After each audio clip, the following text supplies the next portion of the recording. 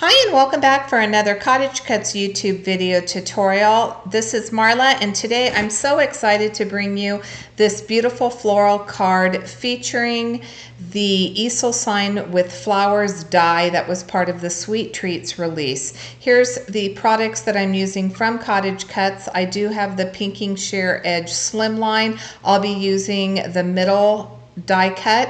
I also have the Botanical Gardens too. I'm going to use those floral pieces to create a swag to go around the beautiful Easel with flowers sign. You can see that these Cottage Cuts dies are very substantial. It's one die, but there's lots of detail in each of them. It's one of the things that I really appreciate about the Cottage Cut dies is that they always add a lot of detail to their images. I initially thought that I was going to heat emboss my sentiment in white over this sign, so I thought that I would create the chalkboard effect by using some VersaFine ink. Rather than using black cardstock, which I thought would be a little bit flat, I thought by putting the VersaFine over the top of it that it would give it more of a shinier finish, which is what it did. But I am not crafting from home, so I realized that I didn't have my heat tool here and I had no way of melting my embossing powder. So at the end of this video you will see that I did end up switching the sign, the inside of the sign, to a white sign, and then I stamped it in some strawberry slush ink. Stamp the sentiment in that strawberry slush ink. I had to improvise and overcome. Here I'm adding a little bit of detail. So the die cut, as I mentioned, does come with added embossing and details, and so this has a wood grain finish. I'm using an E27 marker to add that detail to the wood grain, and then I'll blend it out with an E25. Once I finish blending that out, I am going to adhere the chalkboard to my stand, and then I'm going to use my darkest color again, which is going to be the E27, and I will go around the edges of that to make sure that I cover up any of the white that happens to be showing. When I saw this easel, of course, there is a bake shop and there is also a candy cart that is part of the Cottage Cuts Sweet Treats collection, and this was perfect for those storefronts.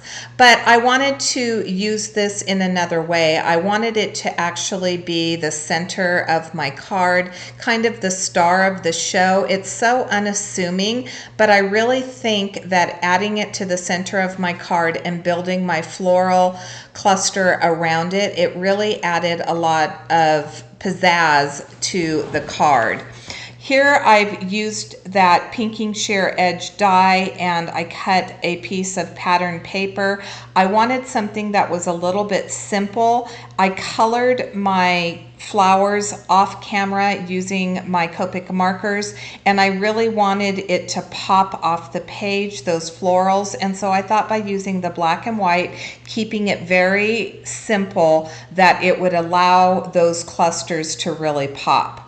For my sign, because as I mentioned, I do want it to be the center of attention on this card, I am adding some foam tape. If you notice carefully, I haven't added any foam tape to the upper portion of the frame. Both of the sides. I left that purposely without foam tape and only added it to the area that had the chalkboard and then the bottom of the stand, and that's so that I can add my floral clusters underneath. I have a place that I can tuck those in. There are all the beautiful die cuts. I am going to do a swag on the left and the right side of that easel. As I mentioned before, I colored my images with lots of bright colors because summer is here. Yay, summer and spring are my favorite seasons. So I'm excited that I have an opportunity to really use bright, vibrant colors, especially on my florals. I used shades of purple and orange, a little bit of yellow, some pink, and then of course I am going to finish it off with a little bit of a magenta color. I'm doing what I call a dry fit. I want to make sure that there is a balance to this card, so I'm creating a visual triangle. The left and the right side are both going to mirror each other, so all of the foliage is going to be in the same spot roughly on both the left and the right side, but to balance out that triangle and to really give your eye an easy place to rest, I added a flower to the top of my little sign. I'm going to start gluing all of my pieces down since I've dry fit and I like where everything is. You'll notice that I'm only adding glue to the center of my flowers. That's going to allow those petals to have a little bit of movement. I'll be able to push them up just a little bit. I'm adding glue to the ends of all of the leaves, making sure that the glue is in the areas that are going to tuck under my easel, and that is going to allow me to lift up those floral pieces, again adding just a little bit of movement. The middle flower at the top of my easel, it's very pretty, but I felt like it was a little bit plain. So what I chose to do is color up another one of those flowers in the exact same colors, and then I'm going to offset it on top of the one that's there, and you're going to see how much just more dimension it brings to that area of the card. So I'm going to finish tucking in these few pieces right here. I love the way that that black and white paper is really helping my swag to pop off the page.